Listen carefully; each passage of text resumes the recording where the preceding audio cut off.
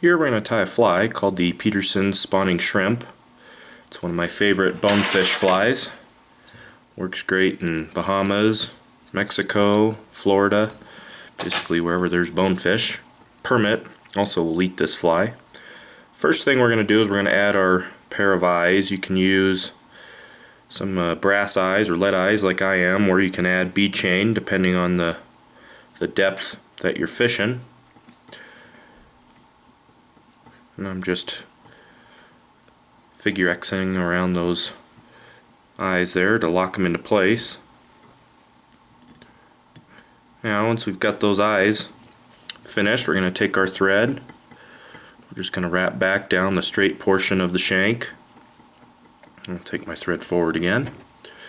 Next thing we're going to do is we're just going to take some orange McFlylon here. I'm going to double it over, so I double the thickness of it. We're going to tie this right on top of the shank of the hook. I'm going to wrap it back down the shank, and I'll go a little bit down the shank with this material here, just a little bit. And you can trim out the excess yarn here. Clean it up. Now I'm going to trim this fairly short. I'm going to trim it about half the shank of the hook. That'll be kind of the spawning portion of the fly. Now the next thing we're going to do is we're going to take a little bit of cream colored, or you can even use white Antron. I like to use a little bit of a cream, gives it a bit more of a shrimpier look. We're going to tie a piece of cream Antron fairly long, about twice the length of the shank of the hook. We're going to tie this right on top of the shank all the way back to the orange yarn. That orange yarn kind of acts like a prop to keep that Antron propped in the up position. And I'll kind of taper this Antron. I'll just trim a little bit of the tips to kind of taper it. There we go. Next thing to do is to add the antenna, which is just going to be a strand of black Krystal flash. And I'm going to tie this along the side of the hook. I'll do that on one side, and I'll double it over and take it to the other side, right on each side of the hook. We're going to trim this a little bit longer, just about an inch longer than the white Antron. You can see here, hangs off the back a little bit. Now the next thing to do is to add the monofilament eyes. I'm going to use some black monofilament eyes.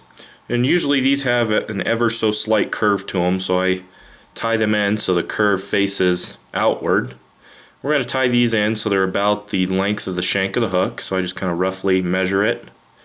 We're going to tie these in right along the side of the hook here. You can kind of kink them a little bit if you want them to hang even more to the side. And I do the same exact thing on the other side here, making sure that they are the same length. I'll put a little bit of a kink in them if I want them to kick out to the side. There we go.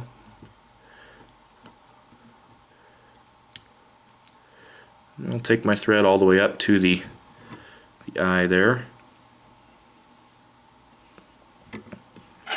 Then you could trim out your monofilament tag ends.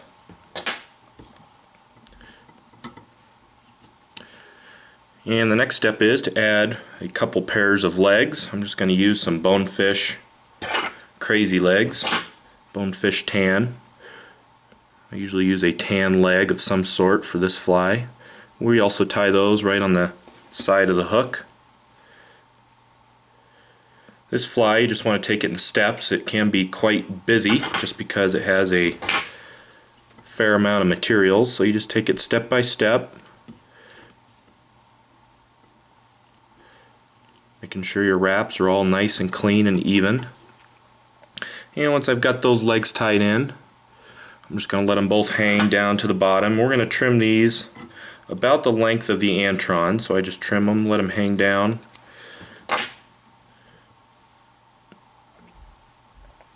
Just like so. Now the next step is to tie in some flat pearl diamond braid. We're going to tie this in right on the side of the hook here. I'm going to take this all the way back to the rear of the fly. I'm going to take my thread forward. I'm going to stop just short of the eyes. I'm going to take that braid. I'm going to wrap a nice even body. And then I'm going to capture it. I'm going to still stop short. I'm going to capture it just short of the eyes. I'll wrap forward all the way to the eyes, and I'm going to take that braid and double it back, and I'm going to tie it and lash it down so it's right on top of the shank of the hook. And I'll do some cleanup wraps here. Then you could take your fly and invert it. And we're going to take some tan colored rabbit, and I just cut it off of a Zonker strip. I'm going to take a clump. I'm just going to pinch a clump in my fingers, the exact amount. You know, it doesn't have to be perfect. It's just basically a little clump. And I'm going to tie this in so it reaches the back of the hook here. So I got to get in there. Do a fairly loose wrap at first just to capture it. Lash it down. I'm going to take my thread forward to just in front of my eyes, and I'm going to lash down another clump. So I just take another clump here with my fingers, and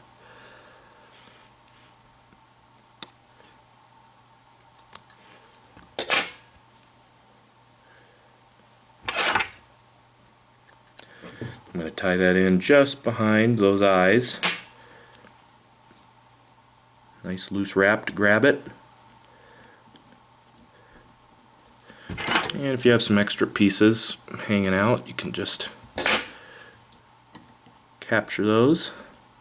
And I'll just kind of clean things up really fast here. Now once I've got them cleaned up, I'm going to take my thread just to the front of the eyes. And then my last clump here, trim out another one.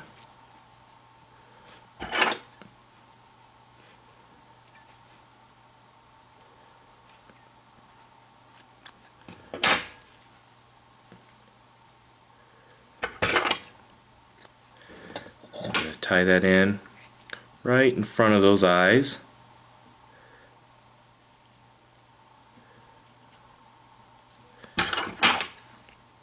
And this will be how the fly rides. It'll ride, of course, hook up with the rabbit pulsing in the water.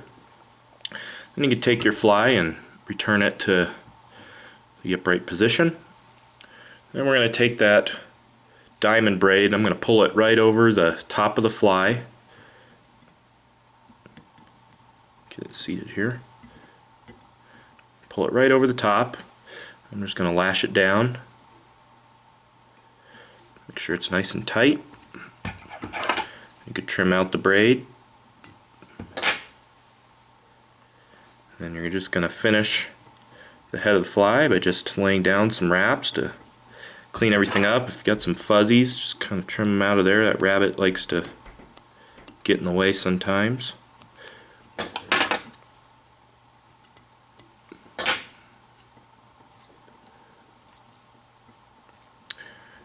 Once you're done there, you can whip finish.